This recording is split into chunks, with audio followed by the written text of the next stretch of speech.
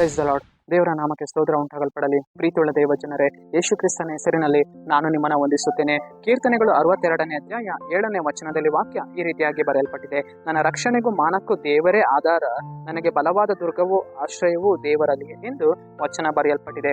ಅಂದರೆ ಪ್ರೀತಿಯುಳ್ಳ ದೇವ ಜನರೇ, ದೇವರು ನಮ್ಗೆ ಇವತ್ತೇನಾಗಿದ್ದಾರೆ? ಆಧಾರವಾಗಿದ್ದಾರೆ. ನಮ್ಮ ರಕ್ಷಣೆಗೂ ನಮ್ಮ ಮಾನಕ್ಕೂ ಕರ್ತನೆ ಇವತ್ತೇನಾಗಿದ್ದಾನೆ? ಆಧಾರವಾಗಿದ್ದಾನೆ. ನಾವು ಇವತ್ತು ರಕ್ಷಿಸಲ್ಪಟ್ಟಿದ್ದೇವೆ, ನಾವು ಇವತ್ತು ರಕ್ಷಣೆ ಮಾರ್ಗದಲ್ಲಿ ನಾವು ನಡೀತಾ ಇದ್ದೇವೆ ಅಂದ್ರೆ ಅದು ದೇವರ ಕೃಪೆ, ಅದು ದೇವರ ಆಧಾರ.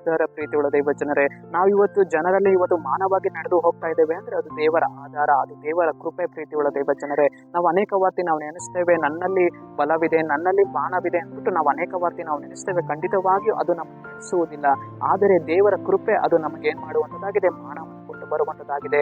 ದೇವರ ಹಸ್ತ ನಮ್ಮನ್ನ ಕೈ ಹಿಡಿದು ನಡೆಸುವಂತದ್ದಾಗಿದೆ. ಪ್ರೀತಿಯುಳ್ಳ ದೈವ ಜನರೇ, ಅಷ್ಟು ಮಾತ್ರವಲ್ಲ, ನನಗೆ ಬಲವಾದ ದುರ್ಗವಾಗಿದ್ದಾರೆ. ಪ್ರೀತಿಯುಳ್ಳ ದೈವ ಜನರೇ, ದೇವರು ನಮ್ಗೆ ಇವತ್ತೇನಾಗಿದ್ದಾರೆ? ಬಲವಾದ ದುರ್ಗವಾಗಿದ್ದಾರೆ. ದೇವರು ನಮ್ಗೆ ಇವತ್ತು ಬಲವಾದ ಆಶ್ರಯ ಸ್ಥಾನವಾಗಿದ್ದಾರೆ. ಪ್ರೀತಿಯುಳ್ಳ ದೈವ ಜನರೇ, ದೇವರ ಹಸ್ತದ ಕೆಳಗೆ ನಾವು ಇವತ್ತು ಆಶ್ರಯವಾಗಿದ್ದೇವೆ. ದೇವರ ಕೃಪೆಯ ಕೆಳಗೆ ನಾವು ಇವತ್ತು ಸಂರಕ್ಷಿಸಲ್ಪಟ್ಟಿದ್ದೇವೆ.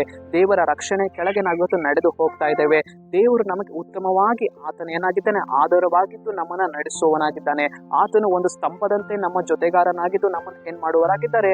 ಆಧಾರವನ್ನ ಕೊಡುವವರಾಗಿದ್ದಾರೆ. ಮಗನೇ ಭಯಪಡಬೇಡ, ಮಗಳೇ ಭಯಪಡಬೇಡ, ನಾನು ನಿನಗೆ ಮಾನವನ್ನು ಕೊಂಡು ಬರ್ತೇನೆ, ನಾನು ನಿನಗೆ ಬಲಪಡಿಸ್ತೇನೆ ಎಂದು ಕರ್ತನಲ್ಲಿ ಹೇಳುವವರಾಗಿದ್ದಾರೆ. ಸರಿ, ನಾವು ಪ್ರಾರ್ಥಿಸೋಣ.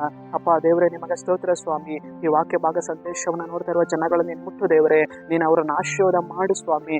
ರಕ್ಷಣೆಗೂ ಮಾನಕ್ಕೂ ಆಧಾರವಾಗಿದ್ದೀವಿ ಅಂತ ಹೇಳಿದ್ಯಲ್ಲಪ್ಪ. ಕೆಲಸ ಕಾರ್ಯಗಳಲ್ಲಿ ಜಯವನ್ನು ಉಂಟು ಮಾಡಿ ನಡೆಸಿರಿ, ಮಾನವನ್ನ ಕೊಂಡು ಬರ್ರಿ ಅಪ್ಪ. ನಿಮಗೆ ಸ್ತೋತ್ರ ಕರ್ತನೆ, ಯೇಸುವಿನ ನಾಮದಲ್ಲಿ ತಂದೆಯೇ, ಆಮೆನ್.